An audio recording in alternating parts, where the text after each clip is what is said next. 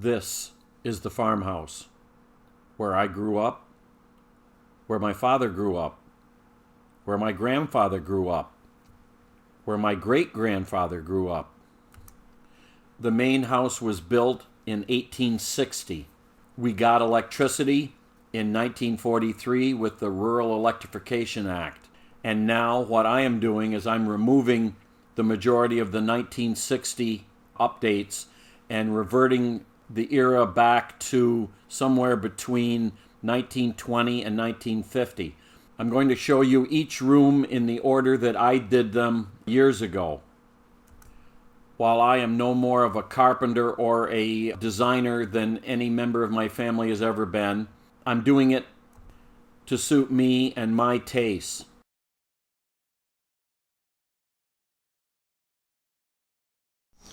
So after we got the living room done, we started looking at pieces that we could put into it that were period. And in one of the old images that you see here was a corner stand for knickknacks. Well, up in our storeroom, an old bedroom, we found the exact piece. It is repairable. There are a lot of problems. Like right there, you can see that it's very loose. What it is, it's a bunch of spindles, and these spindles, they unscrew, and they're supposed to, tighten up. Most of them, apparently the wood has shrunk, and they just don't want to tighten up anymore. So it's probably going to take some glue.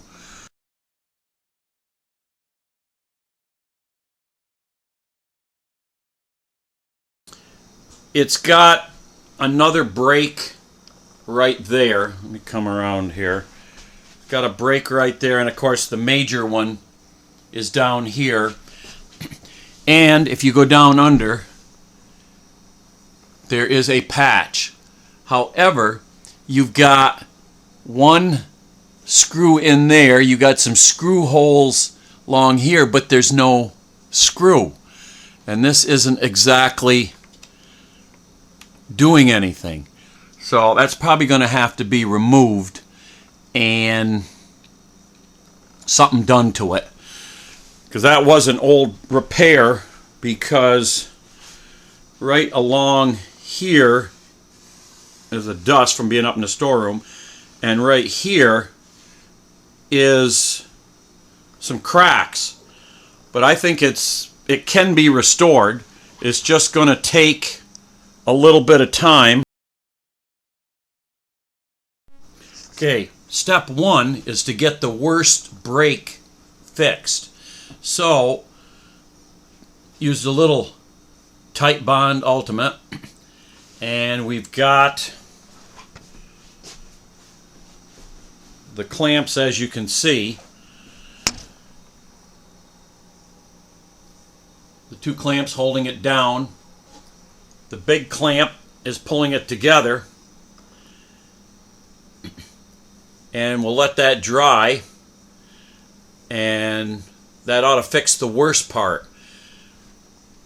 And maybe at the same time, we've got enough clamps, so we ought to address that and get it so that the unit will then stand up straight, because it had a decided lean. Okay, step two is that upper split.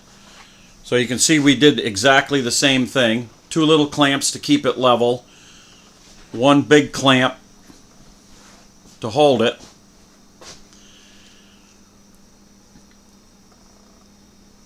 And I think that when that dries, it will then be standing straight. I think if we pull back here, you can see that it's now standing straight. And I expect that glue, when it sets up, will stiffen it. Then on each one of these spindles that used to just screw on, we're going to have to add a little bit of glue and tighten it down, maybe clamp it, and that will tighten down each one of the spindles. Yeah, because it just goes around and around. So I think I'm going to have to get it right about there where it's the tightest, and then put a clamp on it, and that should hold it. And my attempt at clamping it looks something like that. And I'm hoping that will, when the glue sets up, it will be solid. Time will tell. Now here's that strengthening plate that was up under the second tier shelf. There's 4 holes, 2 screws, and when you look here, I've got 4 screw holes. So I don't know whether they intended to put 4 or they pulled out or what. I'm gonna have to do some more investigating, but that's what I've got so far. That they intended to have 4 screws in there, which is not a problem. We can put 4 back. I'm going to try to put those 2 screws in the holes where there is no screws to see if maybe it pulled out. Well, with the clamps removed, it stiffened up quite a bit. This one came out quite good. This one didn't go together quite as nice as I would have liked, but it's solid. And over here, where we put the clamp on, that one came out good and solid. So what we've got left is this one right here. Get out of the light. You can see it is loose there and loose here. So we'll pull it up, put some glue here, put the clamp on it full length, and tighten it down with a clamp, and that should stiffen it up.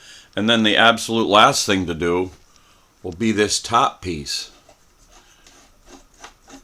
It doesn't exactly tighten down the way it should, so we'll put some glue on that and a clamp, and then clean it up.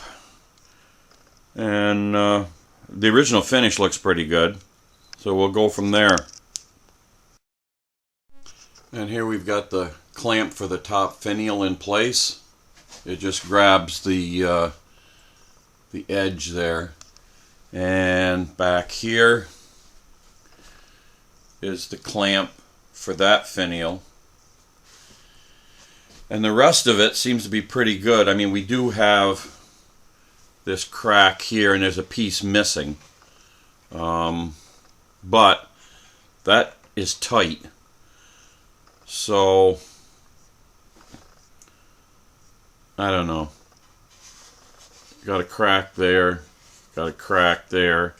This right here, if you put that piece there, you can see it's got quite a dip. Something quite heavy was put there. I don't know how you're ever gonna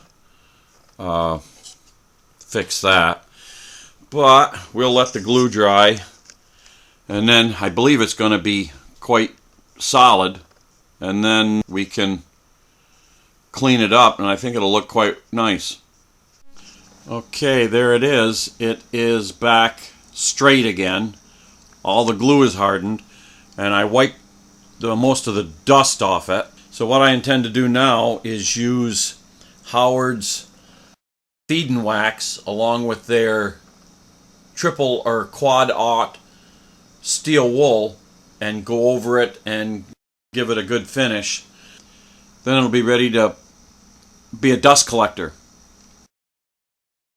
To give you a quick idea of what that Howard Feed and Wax does, in the back that has not been touched. In the front it has. Now I'm applying it with the 4/0 steel wool, and it really brings out the old finish. And it should rejuvenate some of the old dry wood, hopefully.